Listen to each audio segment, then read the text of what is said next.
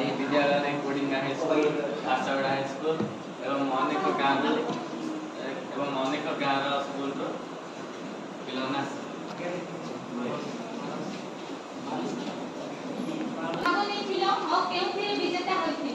ମୁଁ ମିଲେଟ୍ସରେ ଓ ଡିବେଟ୍ରେ ଭାଗ ନେଇଥିଲି। ମୁଁ ମିଲେଟ୍ସରେ ପ୍ରଥମ ହୋଇଛି।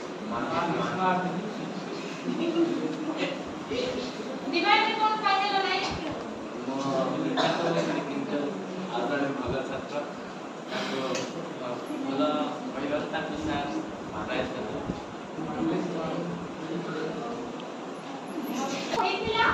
ଆମ ସ୍କୁଲରେ ନାଚ ଯେମିତିକି ଡ୍ୟାନ୍ସ, ଗୀତ, ଏସେ, ଡିବେଟ୍, ମିଲେଟ୍ସ ଭଳି ଅନେକ କାର୍ଯ୍ୟକ୍ରମ ଚାଲିଥିଲା।